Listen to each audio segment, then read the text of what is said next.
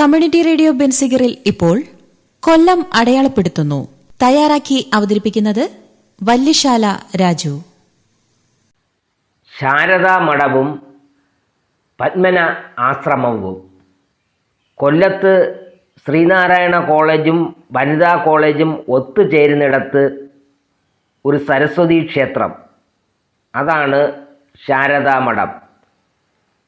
പഴയ പ്രതാപം ഇല്ലെങ്കിലും പഴമക്കാരിൽ പച്ചപ്പാർന്ന സ്മരണ ഉണർത്തുന്ന ഈ സരസ്വതി പ്രതിഷ്ഠ എസ്.എൻ. കോളേജ് ജംഗ്ഷനടുത്തായി സ്ഥിതി ചെയ്യുന്നു. കേരളീയ നവോത്ഥാനത്തിന് വെളിച്ചമേകിയ ശ്രീനാരായണ ധർമ്മ പരിപാലന യോഗം അരനൂറ്റാണ്ട് പിന്നിട്ട കാലത്ത് സ്ഥാപിച്ച ആത്മജ്ഞാന കേന്ദ്രമാണ് ഇത്. അജ്ഞതയുടെ അന്ധകാരത്തിൽ കൈത്തിരി തെളിയിക്കാനായി ശ്രീനാരായണ ഗുരു വർക്കലയിൽ സ്ഥാപിച്ച ശാരദാ പ്രതിഷ്ഠയുടെ മാതൃകയിലാണ് ഈ ശാരദാ മഠവും. 1953 SNDP യോഗത്തിൻ്റെ കനക ജൂബിലിയോടൊപ്പം നടന്ന വിപുലമായ കാർഷിക വ്യവസായിക പ്രദർശനത്തോടനുബന്ധിച്ച് ശിവഗിരി ശാരദാ മന്ദിരത്തിൻ്റെ മാതൃകയും അവതരിപ്പിച്ചിരുന്നു.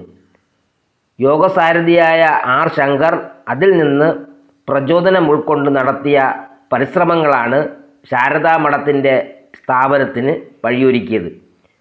അപൂർവം സാധു വിവാഹങ്ങളുടെ വേദിയാണ് ഇന്ന് ശാരദാ മഠം. തണൽ മരങ്ങൾ അതിരിട്ട ഈ ക്ഷേത്രാങ്കണത്തിലെ പഞ്ചാര മണൽത്തരികൾ ഒരു കാലത്ത് കലാലയ വിദ്യാർത്ഥികളുടെ സംഗമ കേന്ദ്രമായിരുന്നു. SN ട്രസ്റ്റിൻ്റെ നിയന്ത്രണത്തിലുള്ള ശാരദാ മഠം പഴയകാല പ്രൗഢിയുടെ ഓർമ്മകളും പേറി നിലകൊള്ളുന്നു. ശ്രീ വിദ്യാധിരാജ ചട്ടമ്പി സ്വാമികളുടെ സമാധി സ്ഥാനം കൊണ്ട് ശ്രദ്ധേയമാണ് കൊല്ലം ജില്ലയിൽ തന്നെയുള്ള പത്മന ആശ്രമം. മഹാത്മാഗാന്ധിജിയുടെ പാദസ്പർശത്താൽ പുളകിതമായ പുണ്യഭൂമി. അരനൂറ്റാണ്ടുകാലം കേരള രാഷ്ട്രീയ സാമൂഹിക മണ്ഡലങ്ങളിൽ നിറഞ്ഞു നിന്ന കുമ്പളത്ത് ശങ്കുപിള്ളയാണ് പത്മന ആശ്രമ സ്ഥാപകൻ. 1924 മെയ് 5 ചട്ടമ്പി സ്വാമി സമാധിയായ സ്ഥലത്താണ് ആശ്രമം സ്ഥാപിച്ചത്. 1934 ഏപ്രിൽ 10 മഹാത്മാഗാന്ധി ആശ്രമത്തിലെത്തി 2 ദിവസം താമസിച്ചു. ഗാന്ധിജിയുടെ സന്ദർശനത്തിൻ്റെ സ്മരണയ്ക്കായി മീരാബെൻ ആശ്രമത്തിൽ നട്ട വേപ്പ് ഇന്നും ഇവിടെയുണ്ട്.